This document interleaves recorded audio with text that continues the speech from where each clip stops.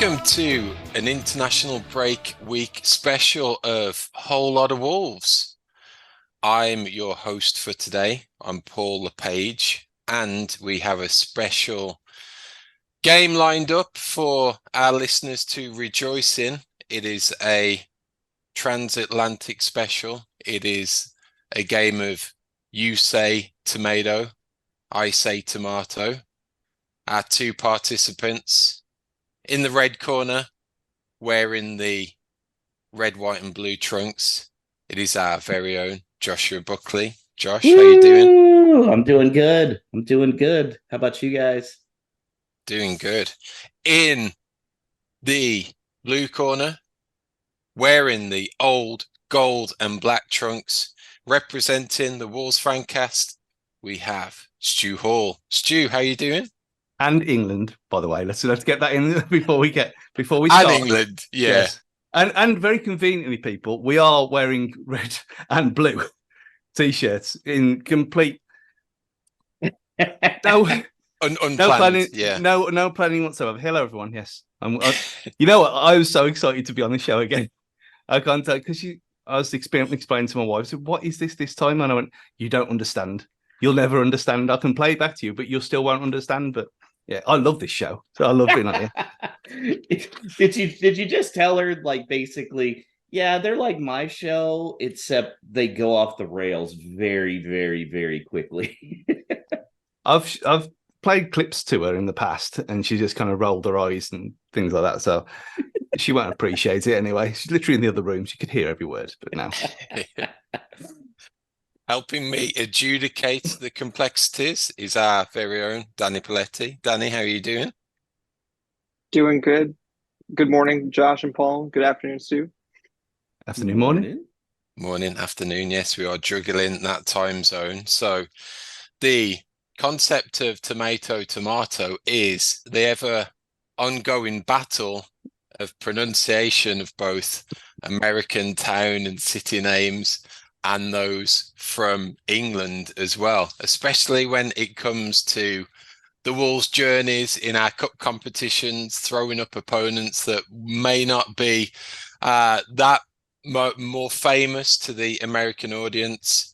So we thought this international break would be well spent making potential fools of ourselves, trying to make an accurate guess at these place and team names. So what the concept will be is our first participant, they will show the piece of paper with the team name on for his opponent to try and pronounce it in the correct form. His opponent will turn his speaker down so he can't hear the name pronounced. He'll get the thumbs up, and then he will take his best guess to get that team name or that place name right. So let's kick off. We can't. I'll do the famous coin toss with a. This is actually a $1 coin, so don't know what that's doing there, but we will go.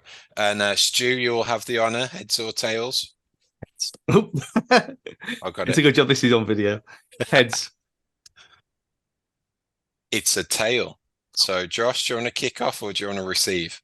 Seems it's NFL opening weekend. I will receive. I will not Okay, defer so this. you take your speaker all the way down. Okay. Give us the thumbs up when you've done so. Okay. Stu, you show your paper and tell the listeners what the team name is. Okay, so the first one is, you got this right? Yeah. Gainsborough Trinity. Oh my. Okay.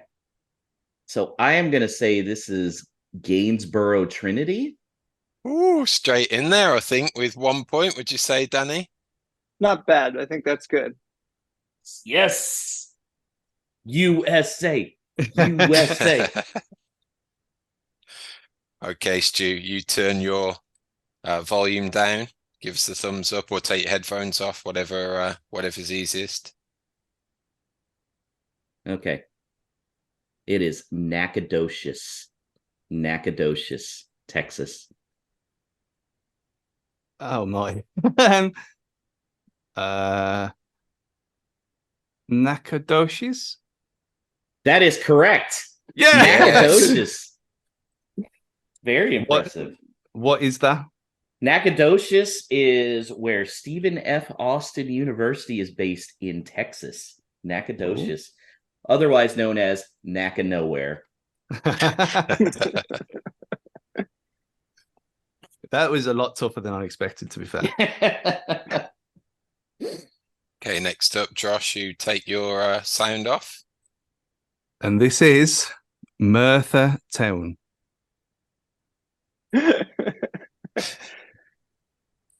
Oh my. Okay.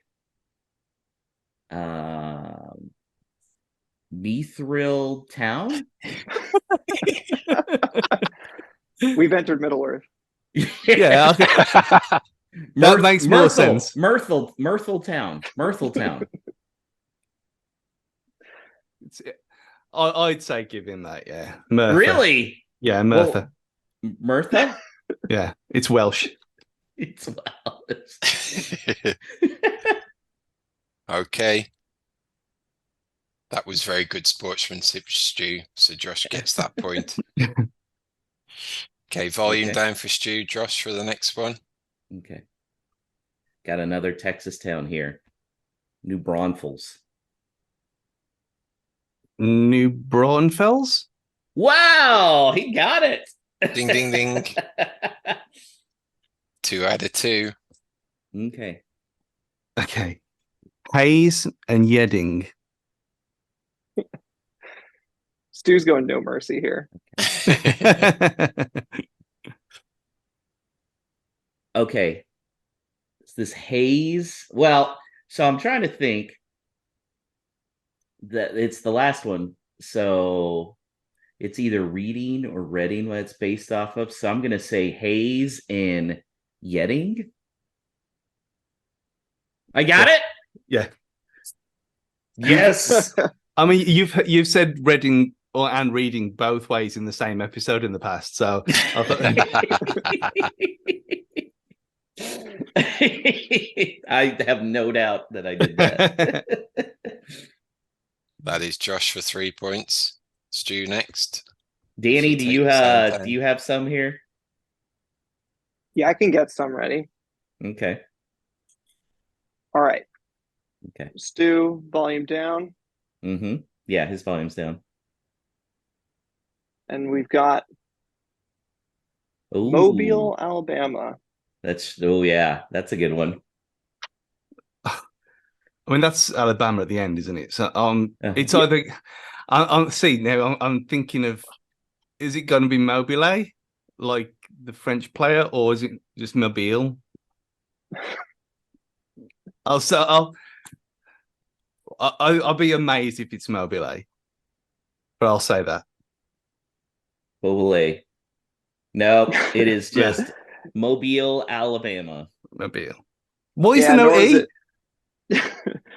Yeah, nor is it mobile like a phone. Yeah, that would be the biggest one for the UK audience. They would just read that as it's spelt and say mobile. Mm-hmm.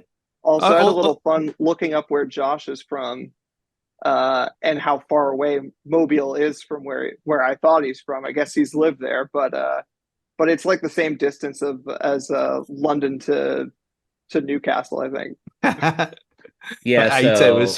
Yeah, I didn't live in there long. I interned at a TV station down there one summer, so it still counts.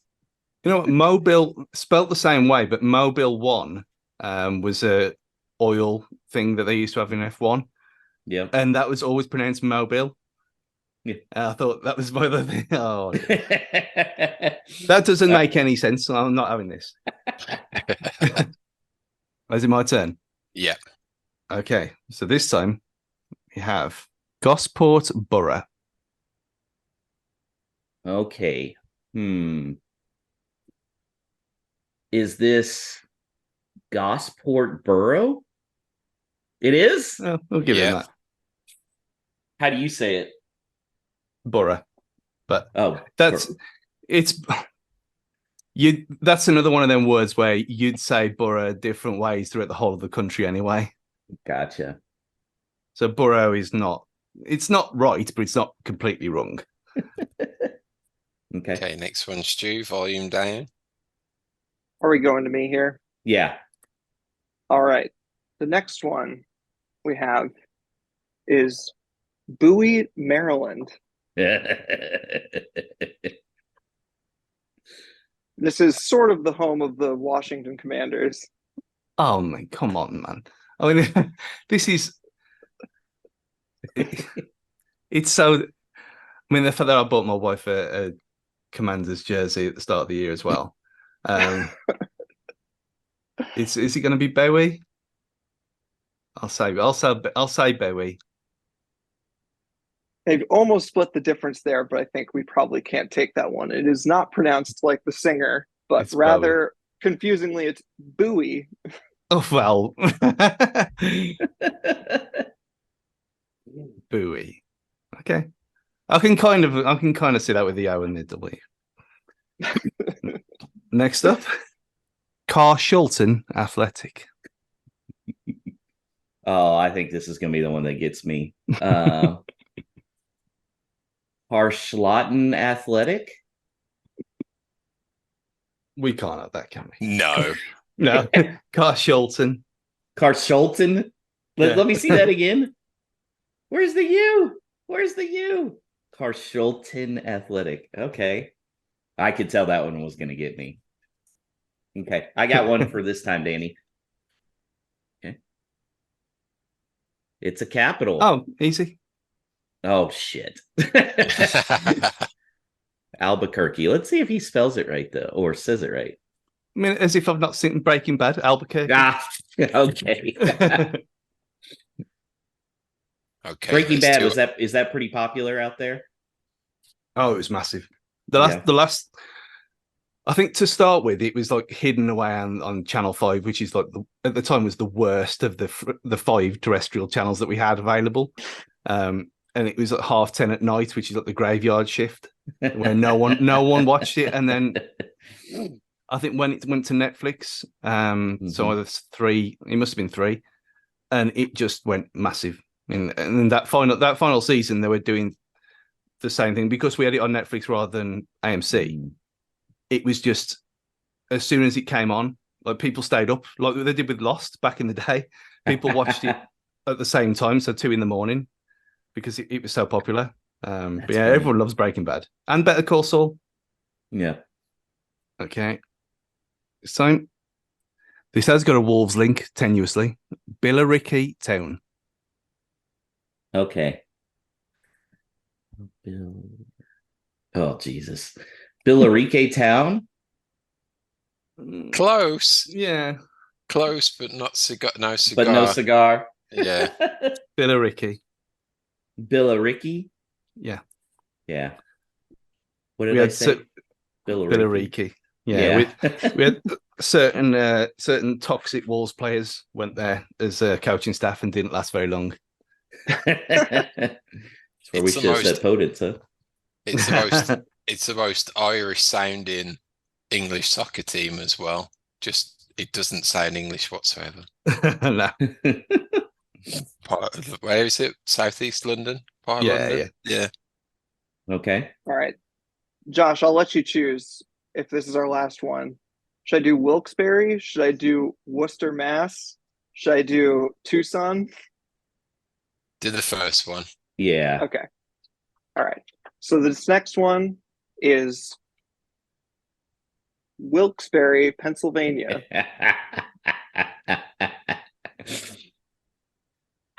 And this is, of course, mentioned many times in the U.S. version of The Office because it's a neighbor of Scranton, Pennsylvania. That's I right. haven't seen it. I know it's a crime against humanity. I watched the first 2 episodes, and that first season's just a copy, isn't it? Scene for scene. Oh yeah, it's just a copy, but after that, I never got around to it. So put it back up again. This is confirm Wilkes-Barre. That is actually shockingly close. Wilkes-Barre. Wow. Yeah. Despite the fact that it looks like Wilkes Bar, you have to get the point for that because that is stunningly absolutely. close. The score is Josh with 5 and Stu with 4. Ooh. So I think pretty good attempts on both sides of the pond, gents. So it wasn't as drastically bad that it could have been. So Yeah. Now we came up with this because Wolves are playing a town in the Carabao Cup. Now, is it Ipswich Town? Yeah. Ah, I did get it. It was some of the other ones like Gillingham. I had no chance at all. That's quite close as well. Yeah. Well, I was calling it Gillingham, so. Well, I always loved that one because it's Gillingham, but then they call themselves the Gills just to confuse people. Stupid Americans. Yeah, Well, that brings up another question. Where in England is Carabao? You know what? I actually found one, an actual bottle of it in the one of the cheaper shops near my work called Savers, and it was in there, and it tastes like nothing at all. You can't even say it's flavored water because you could have put some cordial in there or something and a bit of water and pulled it out of a pond, and it would have tasted the same. It's a racket. We all know it. There's some dodginess going on behind that sponsorship. But dodginess in soccer? No, no, absolutely. From a Thai not. energy drink? Yeah. Whole Lotta Wolves is self-funded, so if you're interested in sponsorship opportunities as a way to reach a niche audience, email hello@wholelottawolves.com for our sponsor packages. Just want to make a contribution as a listener who enjoys the show? Then head to buymeacoffee.com/WLWpod. That's buymeacoffee.com/WLWpod. We greatly appreciate any contribution. Up the Wolves. Stu, we're glad to have you on. Of course, this is our collaboration with Wolves Fancast. I'm a big fan. I think all of us listen to it, and hopefully a lot of Americans. Now, what is in England with the people that listen to our show? What is the general consensus of it, Stu? You know how hard it is to convince people to listen to this show, just on the premise alone. But you know what? To be fair, the amount of people who have given it a try have all said it's amazing to hear people with them accents talk sense and actually be quite knowledgeable about what they're talking about as well, which is not what you really expect from Americans talking about football stereotypically either. So it took me a while to get little Dan on board, and he gave it a try a couple of weeks ago, and he was just exactly the same. So yeah, fair play to them. So yeah, awesome. There you are. It's rounded endorsements all round.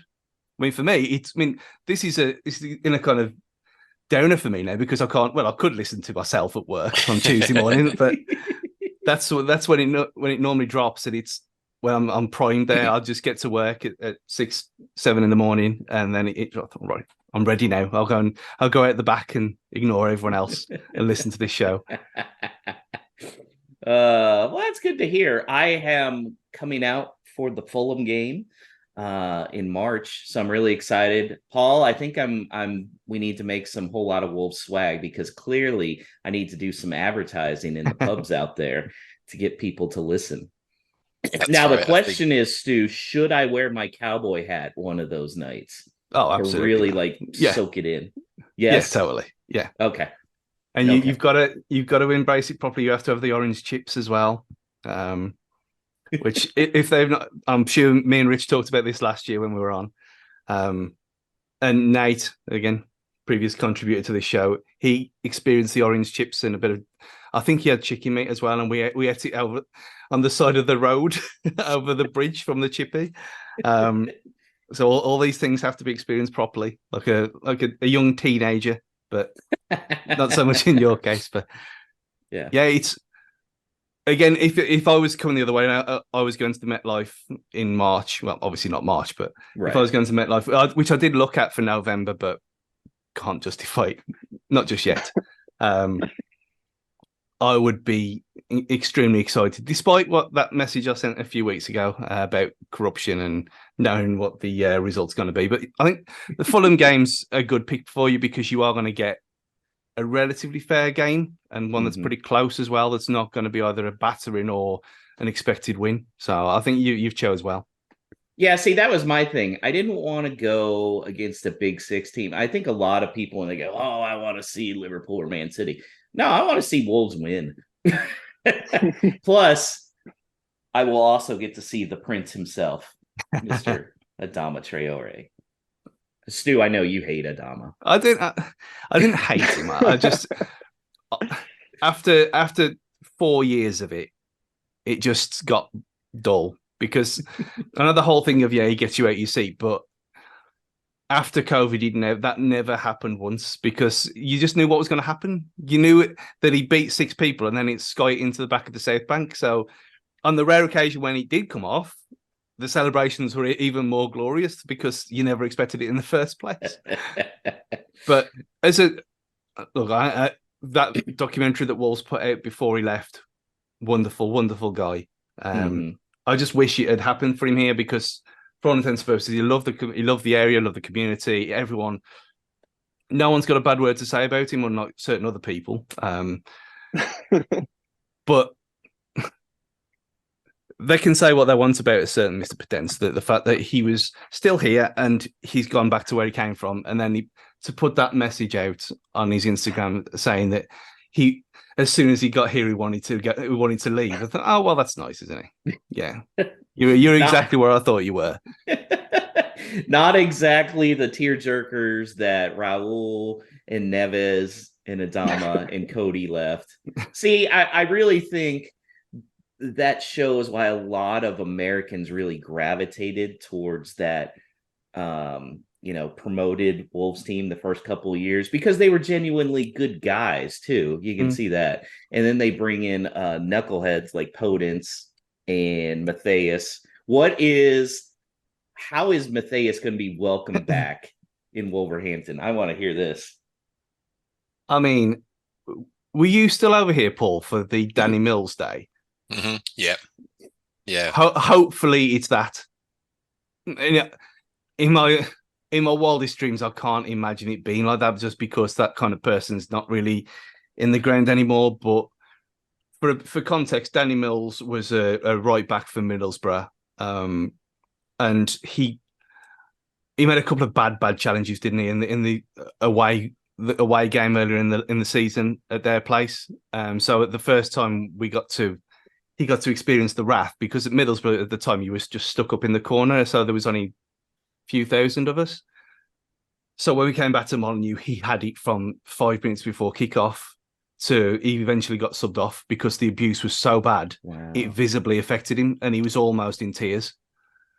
So if you go back on my Twitter or X, as we must call it by the Musketeer says, if you go back through there, there's a picture that I put up at the time that hopefully he gets the Danny Mills treatment because that's what he deserves.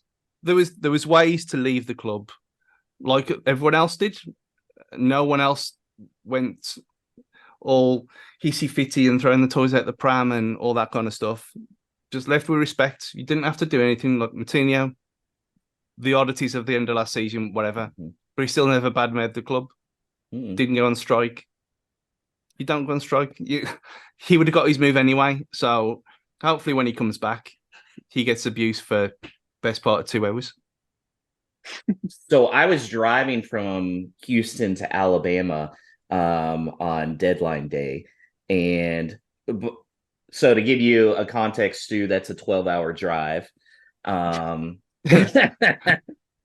That's to go from my house to Glasgow is 6 hours. So you're literally talking the length of the country. Yeah. So it was a 12-hour drive. And luckily I have XM radio so I could listen. And they were talking about, Wolves sold their best player in Matthias. Stu, Paul, Danny, did you ever at any point consider Matthias the best player? I think I could say maybe most talented overall, but best player, Stu? No. Yeah. I think if you kind of tweak that answer a little bit and say potentially the best player, then absolutely, because the kid's got this close control he's got makes Adama look like Mixu Patalainen, one for the kids. And you look at people who are absolutely atrocious, like Harry Maguire, and you think, yeah, that's who you're comparing what Matheus Nunes could be to what Traoré is. What we actually got was 5 games at best have him actually been asked. And played out position doesn't really matter. But I think there was an article in The Athletic as well from people who don't watch Wolves every week. They see the names and you say who lost the transfer window, which is a ridiculous thing anyway. And to put us in there because our so-called best players have gone, they clearly don't watch the club. So for them kind of people, I don't really take much stock in what anyone else outside of the club has to say. I'm not going to sit here and give judgment to how bad the Cubs are going to do this year because I've got no clue. I'm guessing badly. But I've got no real kind of affinity or knowledge of anything other than the kind of the talk around the place. What these journalists do here is you focus on the Big Six plus Newcastle now, although Newcastle gets shit on every single day of the week, which is some justified, some not. I did see that I don't know if you saw there that they had they hosted Saudi Arabia international side yesterday, Wild. which is a complete coincidence that they're not actually owned by the country, of course. But the Saudi Arabian national team played a game at St James's, and it was only £5 a ticket. So you had youngsters in that Saudi Arabia Newcastle away shirt, and the kind of with actual T-tails on the heads, which is a bit racist, but there we are. But you look at some of the pictures, and there was a lot of people there, and you think, well, yeah, okay, you justify that kind of reaction, but the media's always been the same here. It always has been. It's Big Six, and then fuck everyone else. They don't care. They don't care, and they'll give an overall thing because the people who subscribe to them things only care about the Big Six anyway. So they get a little bit of backlash from smaller clubs like us, but at the end of the day, who cares? But yeah, the actual question: Nunes was not our best player. Paul, who is Wolves' best player? You think? Best player now? It's there's an element to it that you don't know, which is kind of scary. We've not got a good sample size from the new arrivals. It's bad if you're thinking that your best player is a defender, because that doesn't bode very well in terms of attacking output and goals. So there's fitness concerns, obviously, in terms of Sasa even. So I would say, personally, out of everyone, I'd probably look towards Cunha, but he's still in the Matheus bracket somewhat of being very fleeting in what we've seen, and it was the big hope that he'd have a good pre-season and have more time in the country and get fully adjusted and hit the ground running after not playing previously before he joined and all that, but we still don't know. So it is it's somewhat of a tricky and a scary question to be asked at the moment. Danny, who do you think is the best player? Yeah, a bit what Paul says. We don't really know yet. Do we have a forward or a striker who's going to reliably hit double figures in goals? Maybe, but we don't know yet. And I think a lot of people would feel pretty bold to predict any one of them. I think in terms of potential, kind of like what Stu was saying with Matheus, João Gomez can be a star. I think he's very talented, but he's definitely not central to the way that we play, the way that Ruben Neves was. If you're saying that like we lost a star player in Ruben Neves, that's fair because he was central to most things that we did. But we don't quite have that, except like Paul says, on the defensive side, we have some people who have to have good games. Otherwise we're going to leak like a sieve. But Stu, what's the thought in England about Kilman as the captain? I don't think there's a single person in the entire country that thinks he's a captain, to be honest.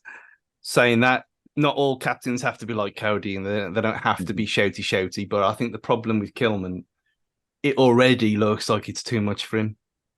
And this happened a couple of years ago as well. When he came in, he had too much responsibility on his shoulders, and he needed taking out the team a little bit.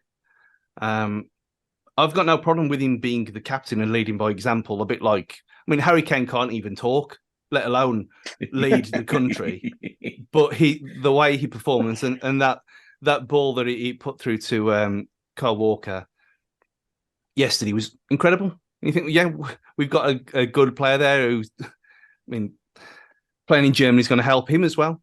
But he's leading by example. He's not vocal. Kilman's never going to be vocal. He's quiet and he's unassuming, but he looks like it's too much for him.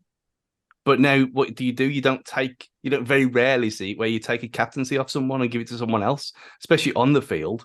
Mm-hmm. The only other option is to drop him, and then you're dropping your captain, and yeah, you've got someone else on the pitch, which I presume would be Lamina. But I don't think anyone likes him as a leader for more than just the fact that he's quiet. I think there's more to it than that. Yeah. Well, guys, let's get into Saturday's game, which is going to be another early kickoff. I love it when Wolves kick off for, in these 7:30 Eastern, 6:30 games, because then it definitely ruins our entire weekend. Like from the even before it started. Hall, Wolves versus Liverpool. What are your initial thoughts? If I was a masochist, I'd probably go back look at every one of these kickoff times and results, and it would definitely show that we've probably got 1 point in the past 4 years. We just, regardless of opponent, we never do well in them. So it's I think it's going to be a struggle. You never really kind of know how you come back after an international break. Opponent wise, obviously you got some questions around how Liverpool are going to do this season, but there's definitely other teams I'd rather have showing up at the Molineux, and especially this early into the season. So I think it's going to be real tough, to be honest, and definitely not one I'm looking forward to getting up early for. Stu, are you going to this game? Yeah, of course. Yeah. I mean, I've missed. I worked it out last year that if you take the COVID stuff when we were banned, I've missed 4 home games since 1995. That's awesome. Which is either awesome or sad, depending on which side you fall. And that's all competitions. Yeah, all competitions. See, so and guys, there's some crap in there as well. Yeah, like losing to Bury, and I should have used that, Bury. Using to Bury and Swindon and all these ridiculous places that come, and it's there. Walsall as well, and that's counting the what's now the Papa Johns, counting all that as well when we were in League One, and yeah, every single home game, regardless of Carabao, FA Cup, Johnson's Paint Trophy as it was at the time, that's all of them going back to August 1995. Wow. So what are your expectations with this game? Even though it's a home game, not a great matchup right now. No, I've got no expectations at all. And the only thing for us, obviously, it's reduced drinking time, which is always bad. So we'll get in the club about 10 o'clock, maybe 10, half 10, rather than half 11, 12. So we'll only have about 4 points rather than 6. Which is, it just gives you more time afterwards, I suppose, to kind of drown our sorrows. Because I mean, unless he does change it and go to a back 5, I don't really have much hope. I mean, Liverpool have started well, all things considered. We haven't. We don't score, and we've got a defense who's leaky. So it's it's going to be tough. And like Paul said, this isn't just a last 5 years thing. Ever since the dawn of time of early kickoffs, we've always been rubbish. Always. It's never changed. So if by some miracle we do, then I ain't going out at the normal time, am I? So, but no, I think if you go score prediction now, I'd probably say 3-0 Liverpool, because I just, as much as I love Fabio's endeavour and Sasha's limited amount of time on the pitch, he's done well. I just don't see where the goals are going to come from in the formation that we're playing at the minute. So unless that changes, I've got not much hope, really. Paul, international break going on, had actually a lot of guys that ended up going. Do you think that's going to kind of affect the starting 11, specifically when we start talking about Big Sassy starting up front potentially? I think that may be a benefit for him in some ways, in that it allows him more time within the nucleus of the squad. His recovery and everything can be planned better by being central around the training ground. I know Fabio's got minutes as well, so that may factor into it as well. It might have come at the right time, that it allows him to start and potentially play that first 60 minutes, see how he gets on in the first half, see how long he can go into the second period. But I do think out of all of that, it comes back to what Stu mentioned, was about the formation. So is he going to look at that to try and make a change to make it more solid? And then you are trying to figure out, if you've got that prominent number 9, the way it looks like Sassa's built to play, how do you make that work when you're effectively losing an attacking player in and around him? So is it that original 5-2-3 like the Nuno days, that was Jota and Cavallero like further out wide, not as central, or is it a 2? And then if it goes back to the 2, are you losing the output of what we've seen from Neto so far with his assists? And even with switching the formation, are you cutting that supply channel off, because that narrows his ability if he's got to be more tucked in, if he's got that wing back overlapping? So maybe potentially it may be a little too soon to do that change in formation, but there's got to be some question marks around it, and just trying to get a somewhat of a solid first 11 first and see who works. If they did do a back 5, who's playing sweeper, Paul? Is it Kilman or Dawson? It's really weird, because it's we haven't got that sweeper anymore. Like Cody was distinctly a sweeper, that's what he played in. What we've got to think now is that if they do switch to it, you're playing 3 centre-backs, and that's different to playing a sweeper. So I think any one of them won't be a sweeper in the way that Cody was. It will be just who's the better person to be that middle centre back of a 3, and it will be a different setup. And in terms of pace, recovery, they're pretty much all much for a muchness. I would probably lean towards, I think, not knowing Santi Breno's game a whole lot, I probably would lean towards it being Kilman more, just because he's got that more comfort with the ball at his feet, the ability to bring it out and whatnot. But or Toady,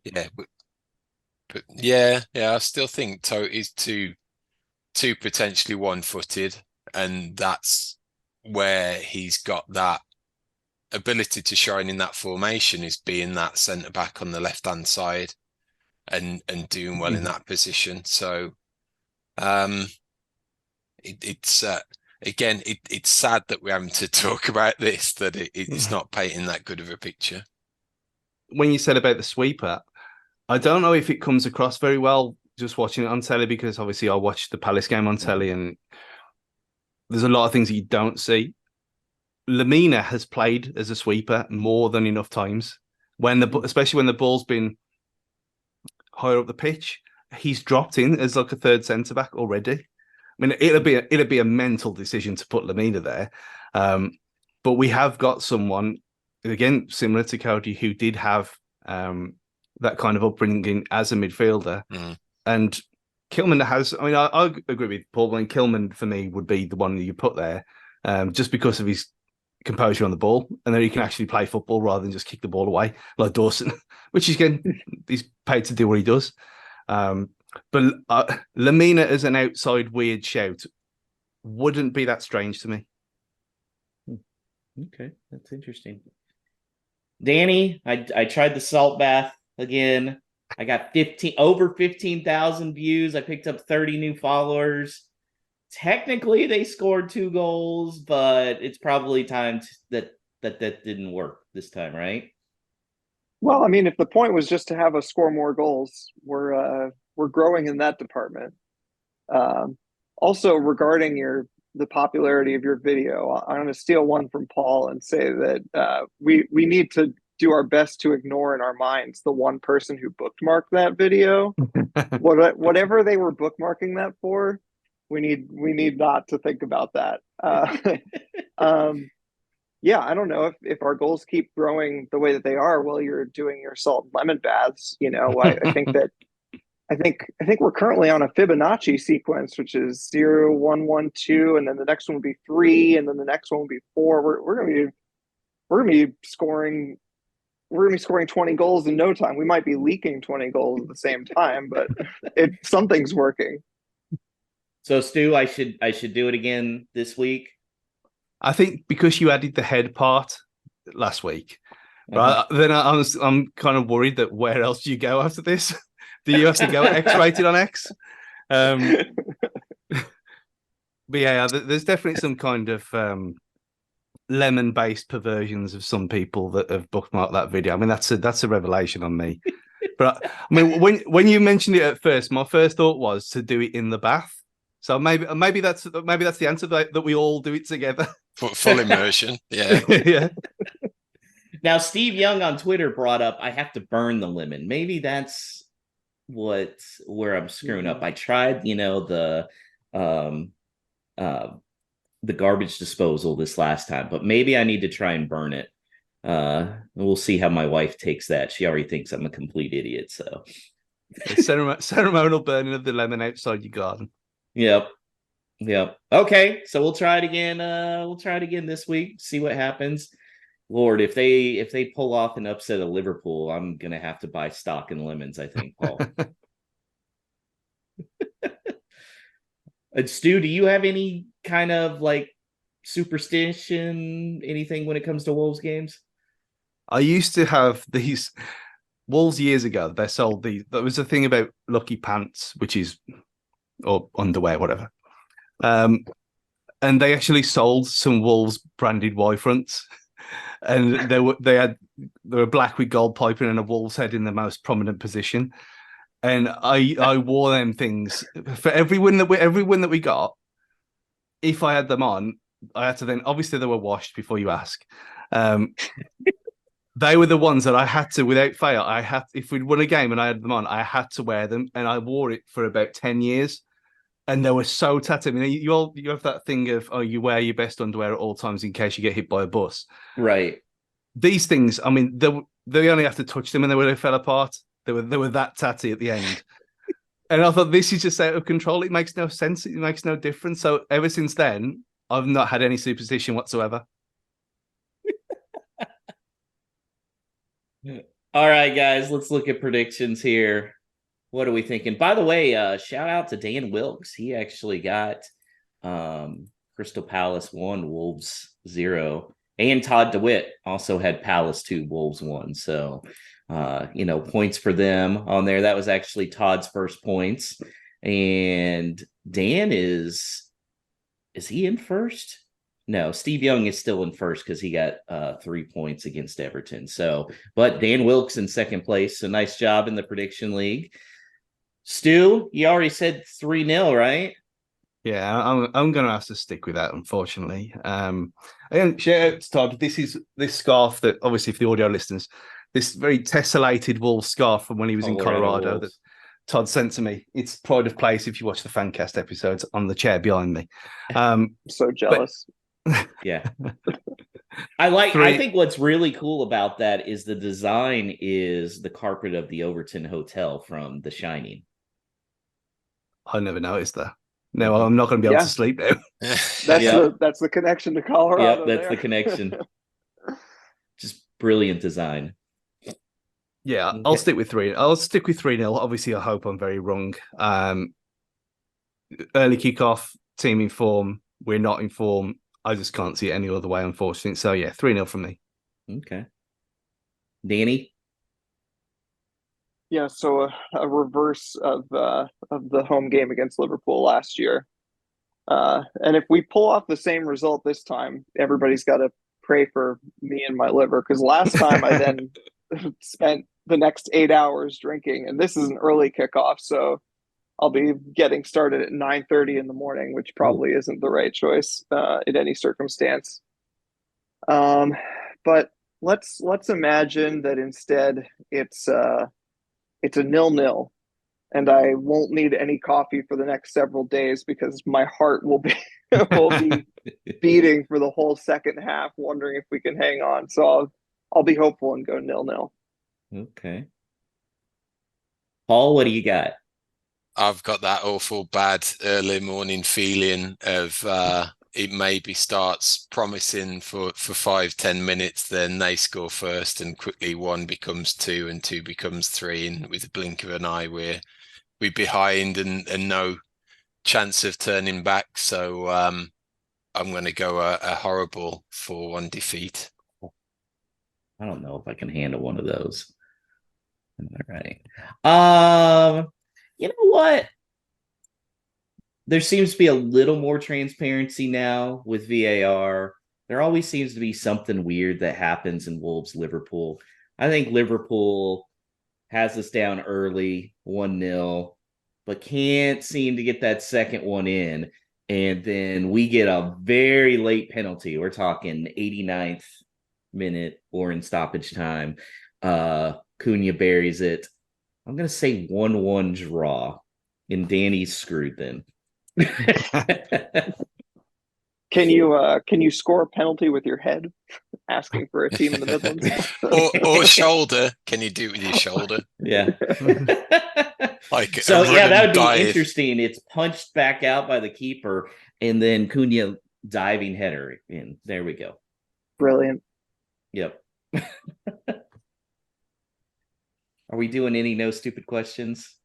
I mean, I had one that you failed to record last week, so I'm going to ask it live. Okay. Yeah, let's hear it.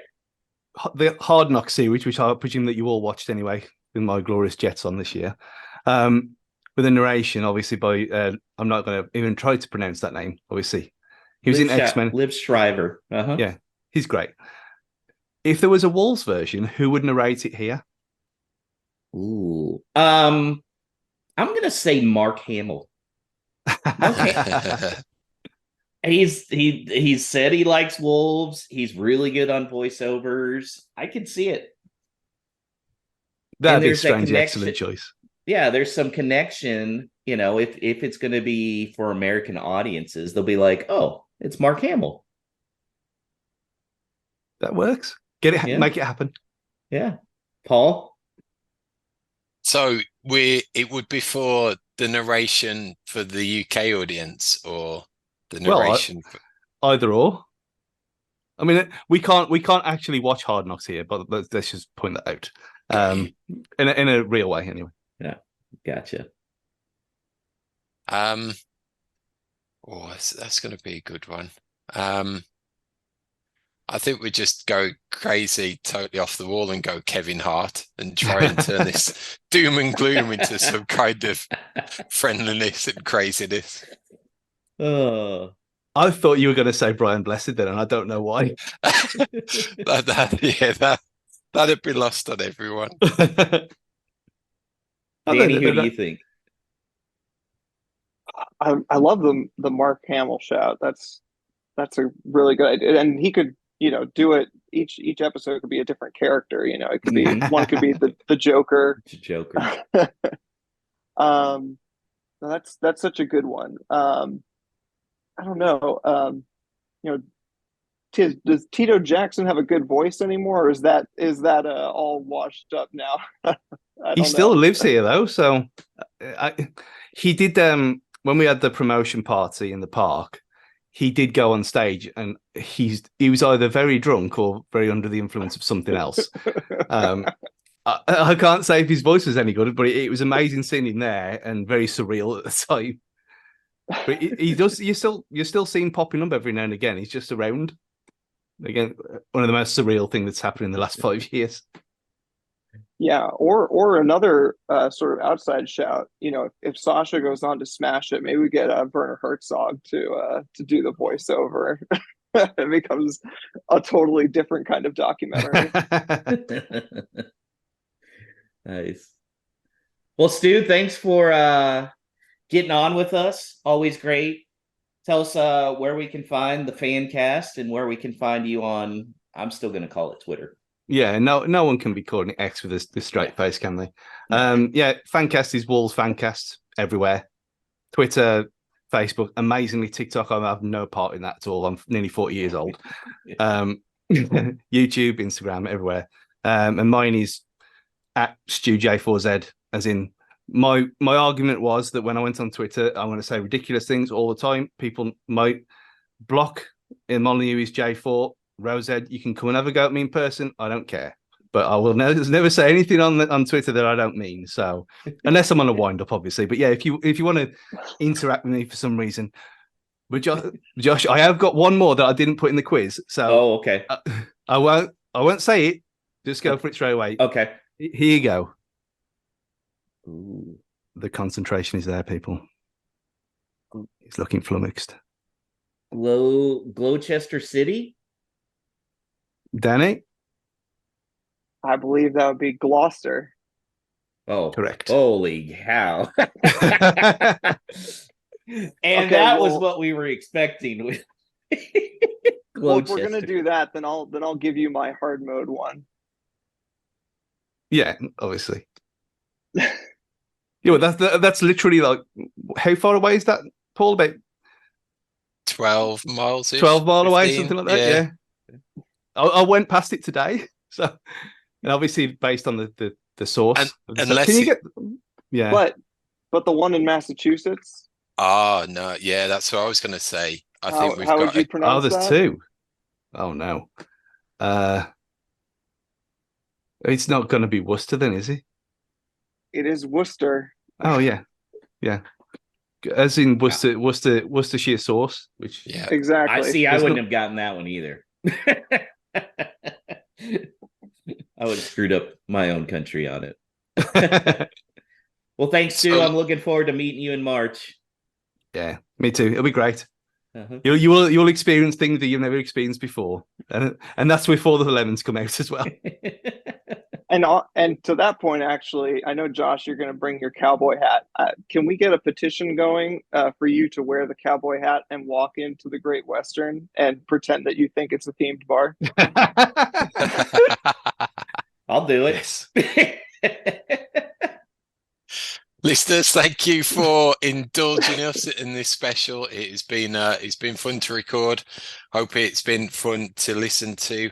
We are going to be back exactly the same time, same place next weekend after the Liverpool game, because we have another special and we will have our No Stupid Questions section of the show dedicated to these fine gentlemen. We'll be having Johnny Phillips and Paul Berry on as our guest next week. So think about your questions for those two guys. Send them through the usual channels, which is on our Twitter, or you can email hello@wholelotofwolves.com, and we will be asking them on your behalf. So in the meantime, we keep the faith. We look forward to next Saturday, and for everyone on this side of the pond, on that side of the pond, and around the world, up the mighty Wolves.